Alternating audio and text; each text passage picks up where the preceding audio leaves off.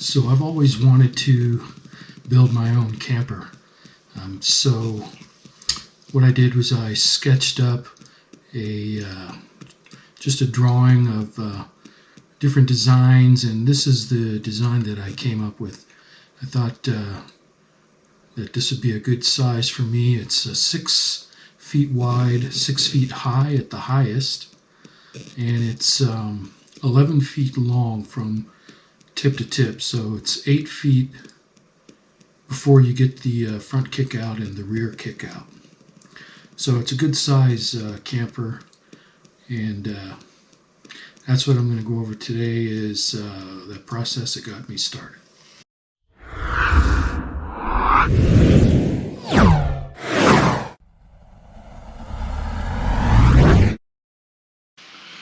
Okay, so I've been looking at trailers for hours, days, weeks, long time, and I finally came across one that was in my price range, and I was really impatient by this time. I wanted to get started with my build, and that was my first mistake. I couldn't wait till the next day to go see this trailer.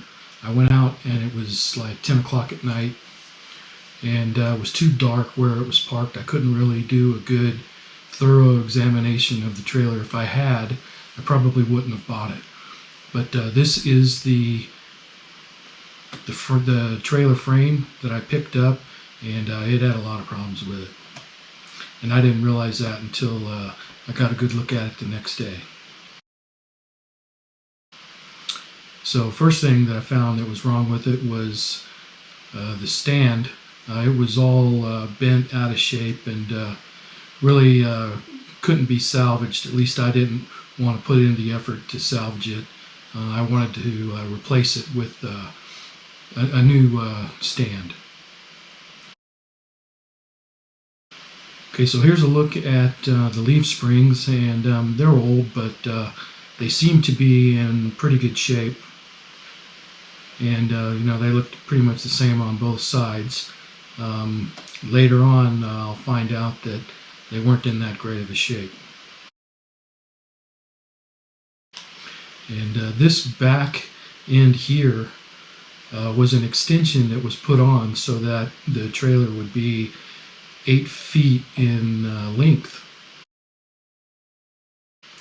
But what that did is it put the wheelbase closer to the front. So if you take a look at the camper here, I'll put this back in the shot. Take a look at that. You can see that how far forward the wheelbase was. So just sitting there, the back of the trailer would fall down. So I wanted to get rid of that. Okay, so what I wanted to do was get some angle iron, and I'll put the angle iron across the back just to give it, a nice solid surface for my floorboard to connect to. And then I put another piece of angle iron across the center here,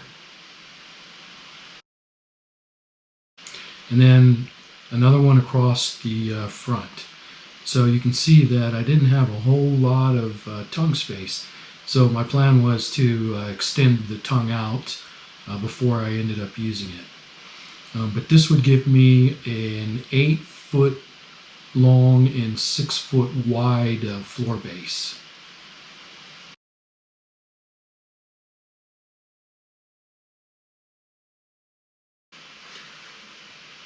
Okay, so by removing that back end and adding the pieces of angle iron, you can see here that the wheelbase is actually moved just a little bit closer to the back, just behind center. So that's pretty much where I wanted it to be.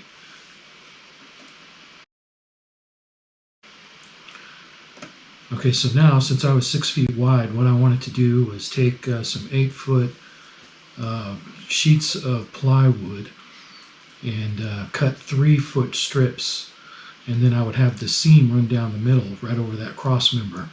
so that would eliminate any leaks. So I went and cut my first piece here,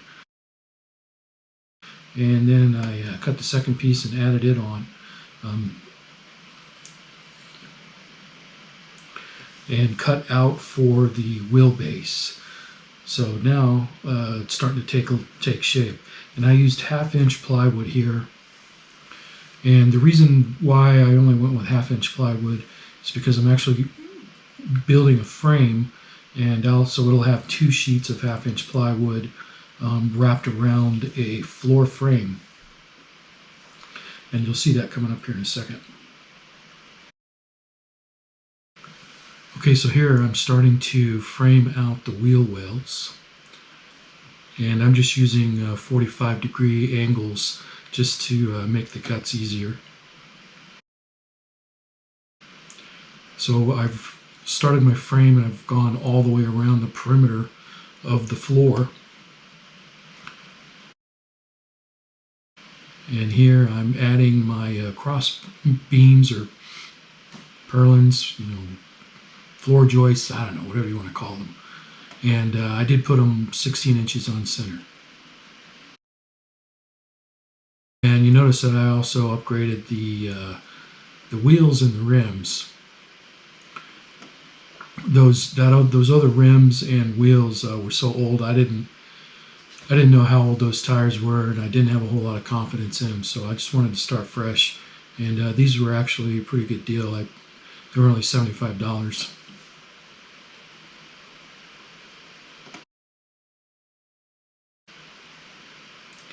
Okay, so here what I'm doing is I'm running my wiring through the floor.